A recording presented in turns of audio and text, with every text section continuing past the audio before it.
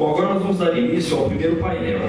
Ele tem como tema Desafios dos Educadores e das Famílias na Era da Tecnologia. Então eu quero convidar para sentar-se aqui à frente conosco o senhor Tiago Fernandes, gestor de investimento social do Bank of America Merrill Lynch, que será o mediador de todos os painéis do fórum. Convido também a doutora Cláudia Lima, professora titular da Unesp, e o senhor Cláudio Sasaki, fundador e CEO da GIC. Bom, agora eu passo a palavra ao senhor Tiago Fernandes, que vai conduzir esse primeiro painel. Bom dia a todos. Sou Tiago Fernandes, vou apresentar rapidamente. Queria primeiramente agradecer ao SEAP pelo convite, de moderar os painéis de hoje. Eu comecei minha carreira em banco de negócios, com gestão estratégica de negócios, depois eu fui para o terceiro setor e estou nesses dois caminhos aí de terceiro setor com negócios há mais de 15 anos. Não sou especialista em educação, mas tive uma experiência muito profunda com o tema ao representar um projeto da ONU aqui em São Paulo, que me permitiu entender alguns conceitos importantes no que se refere à educação aqui no Brasil.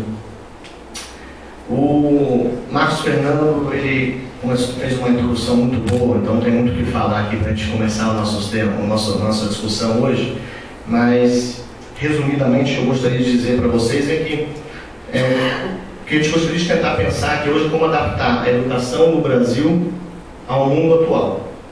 Isso passando pela tecnologia, passando pela formação dos profissionais que atuam nessa área, e como as empresas, no mundo tão globalizado e tão democrático, podem contribuir. Talvez seja a primeira vez que a gente tenha, na história nossa humana, a capacidade de contribuir de uma forma mais aprofundada, inovadora, e trazendo novos conceitos e somando aos governos através da iniciativa privada. Então, acho que esse será o tom da nossa discussão aqui hoje. Esse primeiro painel, Desafios dos Educadores e das Famílias na Era da Tecnologia. Nós vamos começar com a fala da doutora Cláudia Lima, depois vamos para o Cláudio Sasaki. Por favor. Bom dia a todos. Quero inicialmente agradecer o convite da diretoria do SEAP para estar aqui hoje e dizer que é muito bom poder conversar e falar sobre essas discussões de tecnologia, jovens e o que é possível fazer para tentarmos melhorar as condições que temos hoje na educação brasileira. Bom, esse, né? Tá, obrigada. Bom, o Sr. Marcos deu uma introdução ao que eu vou falar, né? E a ideia é trazer algumas questões mesmo, né? Porque a gente não tem certezas, nós não temos nada que nós... Na verdade, o espaço é para refletir, é um espaço para pensarmos possibilidades do que temos e o que queremos em termos de educação no país. Bom, posso comentar aqui? A pergunta que me foi feita, né, os desafios dos educadores e das famílias na área da tecnologia. Como é que a gente pode refletir sobre e a partir de onde que a gente sai? Né? Qual é a realidade que temos hoje? A primeira questão que o próprio Marcos já trouxe, nós temos hoje uma realidade de inclusão. Né? Quando nós falamos assim, os jovens, em especial os jovens, eles estão distantes da tecnologia? Não, eles não estão distantes da tecnologia. Quando nós olhamos os dados, esses dados foram coletados pelo Comitê Gestor da Internet no Brasil, pelo CIDIC, que tem feito isso desde 2010, qual é a realidade efetiva de acesso, né, à internet e acesso aos bancos de dados especificamente, nós vamos perceber que 60% dos jovens entre 9 e 17 anos acessam todos os dias a internet no país. Então, quer dizer, nós temos uma população imensa e temos dessa população uma maioria, que a gente pode dizer, que tem acesso, de alguma maneira, acessa a internet. Esse acesso, a qualidade do acesso, as condições de acesso é que a gente precisa debater, mas eles acessam. Então, nós temos uma juventude conectada, uma juventude que está, de alguma maneira, que se relaciona com a internet. Dentro disso, nós temos, a partir da mesma pesquisa, o local de acesso. Por onde eles fazem esse acesso? Eles fazem o acesso pelo celular, né? Então, hoje a discussão da mobilidade, de como é que nós chegamos a ter a informação, a buscar a informação, a gente vai percebendo que com a evolução da tecnologia, a redução dos equipamentos e a perspectiva, os nossos jovens acessam pelo celular, né? Então, a gente tem 82% pelo celular. Quando a gente vai aos computadores de mesa, todos os PCs e tal, a gente vai ver isso na escola, mas no dia a dia, no cotidiano, é pelo celular. E quando a gente pergunta o que eles fazem na internet, né, então nesses acessos, quando eles buscam essas informações, qual é a primeira questão que vem? Eles acessam redes sociais, né? Então essas diferentes redes sociais que nós temos são as mais diversas e elas vão sendo substituídas ao longo. Então, num determinado período, tínhamos alguns, a gente começa com o Orkut e aí vem todas as outras que foram se substituindo e foram se sobrepondo, e os nossos jovens acessam prioritariamente redes sociais. Depois, eles usam a internet para trabalho escolar, né? Então, de alguma maneira, eles acessam para buscar informação. Então, para fazer pesquisa, para buscar algum tipo de informação que foi pedido na escola. Nós não sabemos a natureza da busca dessa informação, nem as características, mas ele faz isso, né? E, em seguida, dentro da mesma posição, junto com o trabalho escolar, pesquisar coisas na internet, sejam assuntos e informações de maneira geral, e também para conversar, né? Então, o acesso que o jovem tem hoje é um acesso de busca de contato, né? Quando a gente olha para os dados, a gente vai perceber que os jovens, eles acessam a internet para se conectar com o outro, para se conectar com a realidade e para entender um pouco dessa realidade. E aí a gente tem um espaço, aí a gente tem uma realidade que precisa ser pensada, tanto para a escola, para os educadores, quanto para as famílias. Nessa perspectiva, quer dizer, o que a internet traz? O que esse acesso à informação pode nos trazer? Pode nos trazer asas, no sentido de quanto a gente pode ter acesso a coisas novas, a produção novas, a situações novas, ou quanto não, né? E tudo isso vai depender do contexto, das condições, do que tivermos. Nós temos uma revolução, passamos por a revolução tecnológica, novas formas de comunicar, novas formas de difundir a informação, projetos de digitalização. Nós temos uma perspectiva de uma cultura digital, né? Então a gente inicia hoje uma discussão sobre a cultura digital, ou seja, os nossos jovens, ou muitas vezes alguém pergunta assim, mas será que a escola precisa mudar? Os nossos jovens vivem numa outra perspectiva cultural. As escolas que nós frequentamos, a formação que nós tivemos, elas estavam colocadas dentro de uma perspectiva cultural. Hoje, a internet e as tecnologias fazem parte da cultura juvenil. A gente pode considerar como se fossem extensões do nosso corpo, né? No sentido de que, hoje, muitas vezes a gente se fala assim, eu não uso mais, eu não guardo mais os telefones, eu uso a agenda do celular. Isso é o quê? Isso é uma mudança cognitiva, uma perspectiva de que a gente está usando uma ferramenta tecnológica para melhorar as nossas funções, para nos dar mais autonomia para outras coisas. Então, e os nossos jovens fazem isso o tempo todo. Só que muitas vezes a gente esquece de perguntar a eles essas questões. E o exemplo que o Sr. Marcos nos deu é um exemplo muito importante, quer dizer, eles podem fazer coisas de uma maneira fantástica. A gente precisa perguntar a eles muitas coisas, porque eles estão imersos na cultura digital, né? Então, acho que essa é uma questão importante. A gente vive uma situação diferente. Então, não dá para dizer assim, vamos voltar ao que é as escolas como elas eram no início do século XX, de 1900, 1950. Não, nós temos um contexto social diferente e esse contexto social precisa fazer parte dos sistemas educacionais. Quer dizer, a gente não tem como compreender o exercício pleno da cidadania sem uma apropriação crítica, né? Necessariamente crítica e criativa das tecnologias e de todas elas.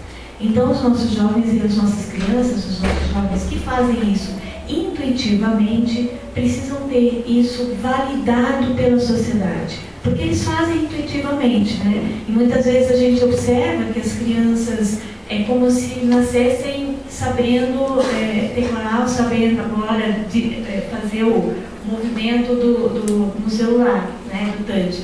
Por quê? Porque isso faz parte da identidade cultural em que ela está imersa.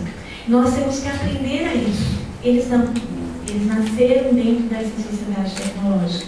Então a gente precisa compreender e tornar essa sociedade para todos. A gente tem necessidade de integração dessas tecnologias, e onde está um grande nó? É a integração dessas tecnologias nos processos educacionais. Não como resolução de todos os problemas, não, mas como um elemento que pode nos ajudar a entender e a dar algumas soluções para que essas condições sejam melhoradas na educação. Então, a tecnologia não vai resolver problema nenhum, mas ela pode nos ajudar a pensar na resolução dos problemas e a pensar as condições que a gente tem nas escolas. Caso contrário, o que a gente tem? Uma escola incompleta, anacrônica e dissonante com as demandas sociais e culturais. E é aquela escola em que os nossos jovens falam assim: ah, mas na escola eu faço diferente. Aqui, e muitas vezes a gente ouve, quando conversando com os adolescentes, a gente pergunta assim: ah, como que você busca informação? Ah, eu busco informação no celular, eu busco informação com as pessoas dentro das redes, tudo muito rapidamente, e ele vai seguindo caminhos. E na escola, e quando a gente pergunta assim: ah, e como você constrói conhecimento dentro da escola? Aí ele fala assim: ah, aí eu sigo outros caminhos, que são os caminhos validados pela escola. Então a gente precisa pensar isso, né? Precisa refletir um pouquinho das condições que a gente tem dentro dos sistemas educacionais. O que a gente tem? Uma ausência de preocupação com a apropriação crítica e criativa das TIC, né? Então as tecnologias, elas não são nem objeto de estudo, nem meios de ensino-aprendizagem. Então essa é uma questão que a gente precisa discutir. A gente tem políticas públicas e insuficiência de recursos, então muitas vezes os recursos chegam na escola e já são defasados, ou eles ficam fechados e aí se tornam obsoletos com muita rapidez. Então a gente tem uma dissonância entre o tempo da tecnologia e o tempo da escola, que a gente precisa pensar em como melhorar. E, por exemplo, os dispositivos móveis, eles são sim um meio para isso, porque eles têm essa agilidade e nos permite maior agilidade. A gente tem confusões conceituais e práticas inadequadas, muitas vezes, uma reprodução de práticas tradicionais com o uso de ferramentas inovadoras. Então não adianta a gente investir de novo algo que não está apropriado a uma cultura juvenil. Então a gente precisa necessariamente pensar toda a estrutura, né? Pensar essa estrutura, porque eu costumo dizer assim, só trocar a roupa não vai resolver, porque a essência se mantém. Então a gente precisa pensar como mudar essa essência e a compreensão do que é a escola e de como é que a gente trabalha na escola. A gente tem uma incompreensão das implicações sociais, culturais e educacionais. O que isso significa? Muitas vezes a gente não se percebe, não a escola e não é só a escola, os sistemas, né, de uma maneira geral, não percebem que essa dissonância, esse distanciamento, ele vai trazer consequências para a formação desse jovem, vai trazer consequências para uma atuação cidadã dessas pessoas. Então, vamos pegar o exemplo citado, né? Esses meninos que fizeram o projeto do uso da automação da cadeira de rodas e que fala por voz, o que eles aprenderam? Será que eles só aprenderam sistemas de automação, sistemas digital? Não. Eles aprenderam matemática, eles aprenderam física, eles aprenderam a necessidade de uma atuação social, a necessidade de atendimento a uma necessidade de outras pessoas. Então, eles pensaram nas pessoas que têm uma deficiência e que precisam necessariamente de um atendimento especial. Eles pensaram nas condições sociais da própria sociedade. Então, assim, um problema que era a automação e transformar isso se transformou numa formação mais ampla. E nessa formação a gente tem diferentes áreas do conhecimento, diferentes conteúdos específicos da escola. né? Então eles aprenderam muitos dos conteúdos básicos num projeto que tinha uma finalidade social. Então a gente tem que pensar nisso para que a gente possa perceber que existem possibilidades, que existem situações de dar a esses jovens condições de atuação cidadã, do exercício efetivo da cidadania em todos os seus conceitos, né, de toda a sua compreensão. E muitas vezes a gente tem uma integração meramente instrumental dessas tecnologias. O que é isso? A gente leva a tecnologia, a gente vê isso em muitas situações, apenas para ele fazer aquilo que ele fazia no papel de uma maneira mais bonita, né? Então, quantas vezes nós observamos as crianças copiando um texto no computador, sem usar a imensidão de recursos que aquilo poderia trazer em termos cognitivos para a melhoria. Quer dizer, copiar, a gente costuma dizer dentro da universidade que existe uma especificidade de mídia. Cada uma delas traz uma contribuição para a formação de cada um das nossas crianças e adolescentes. Então, quando a gente pensa assim, é a televisão. Não, a televisão traz alguma coisa, mas precisa ser pensada como eu vou usar e o que é importante saber. Até os dispositivos móveis, a tecnologia digital, cada uma delas contribui com alguma questão de formação e que precisa ser pensada, precisa ser estudada, precisa ser compreendida pelos sistemas. Então, não basta simplesmente colocar e informatizar. A gente tem hoje inúmeras escolas com louças digitais, por exemplo, e que elas são usadas da mesma maneira que as lousas não digitais, né? Elas servem só para escrever. Então, o que é isso? A lousa digital permite todas as relações hipertextuais, né? Que a gente faça conexões cognitivas hipertextuais, em que eu vou integrando conhecimentos, vou trabalhando com interdisciplinaridade, mas que isso não é usado. Então a gente instrumentaliza, mas não usa todo o potencial da tecnologia em termos de desenvolvimento para os nossos jovens e nas nossas crianças de conceitos. Tá? Então a gente tem que pensar nessas discussões. Qual que é o desafio? Qual é uma proposta? Essa é uma proposta que eu tenho discutido há muitos anos com os meus alunos, nas pesquisas, em fóruns, e brigando muito com os sistemas públicos e com as políticas, que é a proposta de pensar uma integração da mídia e educação, né? de levar as tecnologias sob três perspectivas, que é, né, tanto como ferramenta pedagógica como objeto de estudo. Para quê? Para a formação da autonomia. Quando nós usamos todos os dispositivos tecnológicos, a gente precisa compreendê-lo, não só o manual de instrução de como usá-lo, mas a gente precisa compreendê-lo na sua amplitude de significados dentro da sociedade. Então, o que significa ter um celular com acesso à internet dentro de uma sociedade em que todas as outras nações também parecem ser digitais? Então, a gente faz tudo de uma maneira digital, e por que isso não pode estar na escola? Então, a gente, para pensar como ferramentas, que necessariamente elas são indissociáveis, então a gente tem uma perspectiva de educação para a mídia, com as mídias, sobre as mídias e pelas mídias. Então, significa eu entender a sociedade, como essa sociedade é anunciada pelos meios, como é que ela é apresentada para fazer uma leitura crítica, eu usar desses meios e dessas tecnologias para aprender e também para produzir conhecimento, né? Então, eu também ser produtor.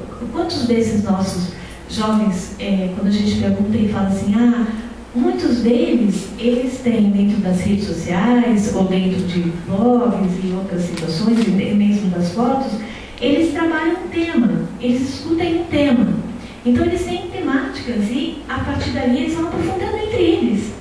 E muitas vezes nós não sabemos, as famílias não sabem, mas que a gente precisa se aproximar. Então a gente precisa necessariamente saber o que o jovem está fazendo.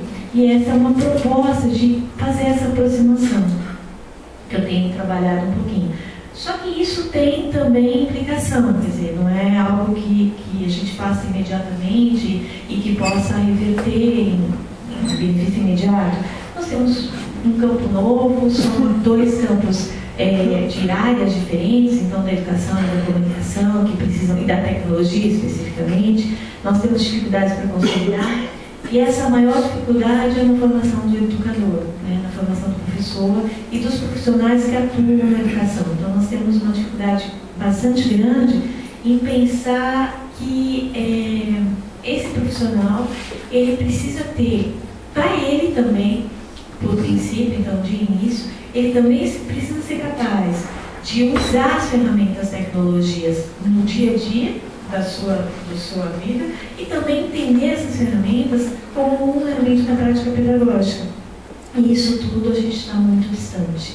Então, quantos professores, para dar um exemplo, muitas vezes usam as ferramentas no banco, quando nós vamos acessar, porque hoje todas elas estão presentes em todos os momentos, e quando pensam isso ou têm acesso a redes sociais, acesso à internet, mas quando pensam nisso na escola, já dizem, mas aí eu não sei usar. Então, assim, o uso instrumental está posto, a gente precisa problematizar isso no campo educacional. Né? Então a gente precisa pensar essas questões no campo educacional. A gente tem, e aí entra, né, a inclusão, a educação ao longo da vida. Necessariamente a gente precisa da população, do envolvimento de todos e do envolvimento das famílias, dessa relação família e escola, dar a esses, a família também, condições de compreender essa realidade. A gente tem isso como imprescindível e novos modos de perceber a realidade e aprender, de produzir, difundir conhecimentos e informações. Então, do ponto de vista conceitual, a integração é fundamental, só que ela acontece de maneira diferente. Ela é rápida nos processos educativos, nos processos comunicativos, mas ela é muito lenta nos processos educacionais. Então, a gente tem um distanciamento aí que precisa ser resolvido. E o acesso tende a ser desigual. Então, é um pouquinho isso, né, que nós temos, quer dizer, tentando dar uma roupagem. No entanto, a gente tem a função da escola, quer dizer, essa mesma escola que precisa se vestir com as cores da mídia, e isso não é suficiente, essa mesma escola tem a função de pensar para as novas gerações a apropriação crítica e criativa das tecnologias, ensinar e aprender usando as tecnologias como meio de participação e expressão de suas próprias opiniões, saberes e criatividade. Eles estão conectados. Né? Então, assim, porque esses não são os espaços que nós podemos... Por que aquela transformação daquela lousa não pode ser usada pelo celular? Né? Porque nós não podemos usar as calculadoras científicas para aprender conceitos matemáticos? Por que a gente não pode necessariamente acessar e buscar, e não só problematizar e transformar um conceito e formar o conceito matemático de todas as outras áreas? Então a gente tem novas questões sociais, econômicas, políticas e educacionais. O papel da educação torna-se ainda mais crucial e a sua realização mais complexa, face às ilusões libertárias e igualitárias das promessas de rede. Quer dizer, a rede por si não resolve os problemas. A gente precisa dar o que a gente chama de empoderamento às pessoas que trabalham com a área e aos nossos jovens, para que eles se sintam aptos a lidar nessa realidade, para que a gente possa ter condições disso. Quer dizer, quais são os nossos desafios? Uma cultura midiática muito mais interativa e participativa. Eles têm isso o tempo todo, né? Eles vivem isso. Fronteiras indefinidas entre a produção de mensagem e a massa, quer dizer, a gente tem essas fronteiras colocadas. As formas e os sentidos dependem dos modos e relações que os jovens desenvolverão com as mídias e com as tecnologias. Então a gente tem 4 propostas, né? Que é a perspectiva do fazer, do interagir, do buscar e do compartilhar. Então, necessariamente, a gente precisa construir conceitos, fazendo propostas, desenvolvendo propostas, resolvendo problemas a partir da proposição de problemas. Então, a gente tem inúmeras metodologias ativas, PBL e assim por diante, que permitem que a gente possa resolver problemas. Que problemas são esses? São problemas do contexto que se utilizam dos conceitos da educação básica, que se utilizam do currículo da educação. A gente precisa da interação, né, em todos os sentidos, do compartilhamento e do busca da informação. Nós precisamos dessa perspectiva da alfabetização digital de maior nível e a produção de conteúdos. A produção de conteúdos pelos nossos jovens. Tá? E as famílias, nessa relação, intimamente relacionadas, intimamente dentro. Então, elas precisam, a gente precisa permitir a elas a alfabetização digital, né? Então, muitas vezes, eles têm acesso pelo celular, mas não a compreensão, a integração, o acompanhamento, a supervisão e uma parte muito importante que desse acompanhamento, dessa supervisão, quando a gente fala da internet e todos esses sistemas, é a perspectiva das relações de violência e de preconceito e assim por diante, que cabe aos educadores e às famílias pensarem nisso, porque a gente está pensando numa sociedade mais justa, igualitária, numa perspectiva de inclusão e numa perspectiva de diminuição das ações violentas e de colocar a educação como eixo e centro de toda a formação humana. É isso. Obrigada, gente.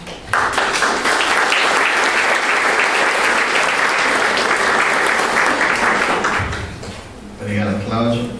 Eu acho que, destacando alguns pontos da fala da Cláudia, que a juventude está conectada, que há uma cultura digital que precisa ser absorvida pela educação formal.